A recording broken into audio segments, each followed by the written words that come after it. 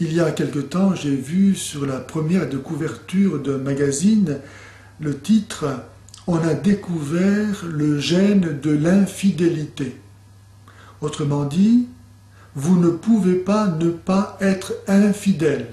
C'est inscrit dans vos gènes. Ne vous gênez donc pas. Et comme d'habitude, on faisait avaler le mensonge enrobé de la respectabilité de la vérité dite scientifique. Comme si l'infidélité n'avait rien à voir avec l'amour et l'amour avec la liberté.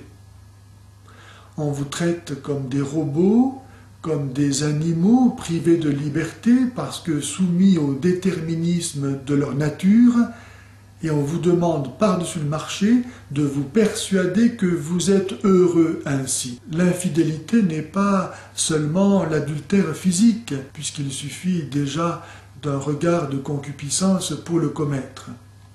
L'infidélité est d'abord un manque de chasteté, c'est-à-dire de pureté du cœur, non unifié dans l'accomplissement de la seule volonté de Dieu. Et l'on peut être infidèle de bien des façons, en restant toujours célibataire, quoique marié, en vivant à côté de son conjoint, sans faire attention à lui, en donnant trop de temps, d'importance à son travail, à ses enfants même, à son engagement associatif, à sa voiture, à sa façon même de vivre sa foi. Par le mariage, mon conjoint devient mon plus proche prochain, puisqu'il ne fait plus qu'un avec moi. Et donc je dois l'aimer comme moi-même. Et cet amour conjugal prime sur tout autre amour humain, fût-il filial et même parental. La fidélité, ce n'est pas une guerre d'usure faite à l'ennui. Ce n'est pas s'engager à ne pas se quitter, mais à tout faire pour rester ensemble. Autrement dit, c'est une attitude dynamique et non pas statique. Il ne s'agit pas de faire du surplace, mais de s'engager à devenir chaque jour meilleur, pour offrir à son conjoint un émerveillement et une joie sans cesse renouvelée qui l'aide à devenir heureux, heureuse, sur le chemin, le sentier de la vertu et de la sainteté. La fidélité est inventive, créatrice face aux obstacles qui surviennent. Elle sait s'adapter. Bismarck écrivait à sa jeune épouse « Madame, mettez-vous bien dans la tête que je ne vous ai pas épousée parce que je vous aimais, mais pour vous aimer. Vivre la fidélité suppose un engagement qui donne son mérite à l'amour. Être amoureux, c'est un état. En soi, on n'y peut rien. Mais aimer, c'est un acte.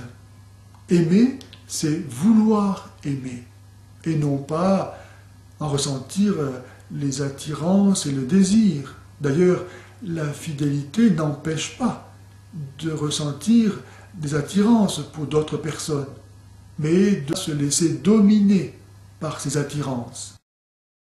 Ce qui fait qu'un couple marié à l'Église est capable de tenir sa promesse de fidélité à l'école du Christ, dont l'un des noms est justement fidèle et vrai, et que chacun des époux s'engage à rechercher non pas d'abord son propre bonheur, mais le bonheur de son conjoint. En bénissant dans le cadre du mariage la donation réciproque des époux, l'Église les croit capables d'un engagement qui est plus fort que les circonstances changeantes de la vie, d'un amour qui ne dépend pas de l'évolution de leurs sentiments, ni des difficultés imprévisibles de la vie conjugale. Elle les croit capables d'un oui d'une qualité divine.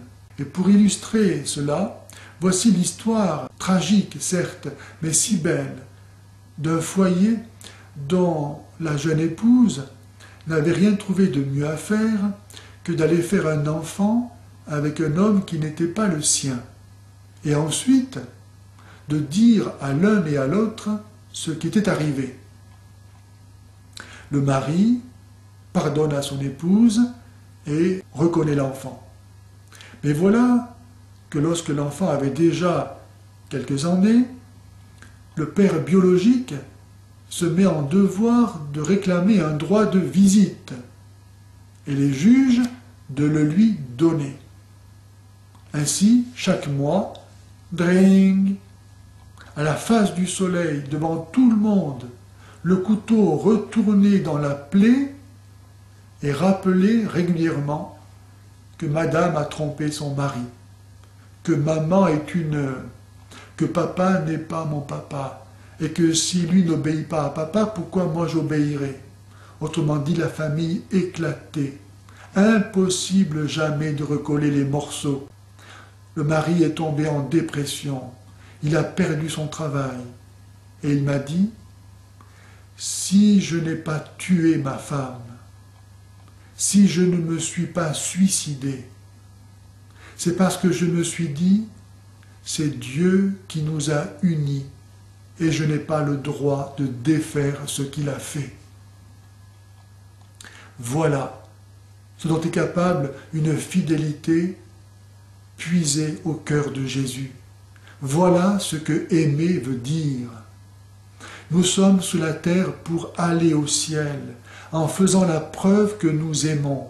Et cette preuve, c'est la fidélité, car seul l'amour est fidèle. Celui qui n'aime pas ne restera pas fidèle. Et c'est d'ailleurs pourquoi on appelle les chrétiens pratiquants les fidèles. Alors que beaucoup aujourd'hui accusent l'Église de ne pas savoir s'adapter à l'évolution des mœurs, d'être dure et intolérante, de ne pas comprendre la souffrance de certaines situations. L'Église, en fait, seule parmi toutes les religions à ne pas avoir légalisé le divorce, annonce cette bonne nouvelle, que l'amour existe, et elle en donne la preuve dans la fidélité des conjoints. Et voici les 3 conseils, les 3 moyens pour rester fidèle. Le premier de ces moyens est la prière. On ne voyait pas autrefois, comme aujourd'hui, des couples divorcés. Pourquoi? Parce que les familles priaient. Elles avaient conscience que l'amour vient de Dieu, que personne ne peut se donner à soi-même ce cadeau immérité. Et que non seulement l'amour vient de Dieu, mais doit nous ramener à Dieu, et que donc il ne peut pas se vivre sans Dieu. Ainsi, les familles faisaient avec la prière un rempart autour de leur foyer pour empêcher Satan de venir le détruire. Le pape Pie XII disait « Une famille qui prie est une famille qui vit ».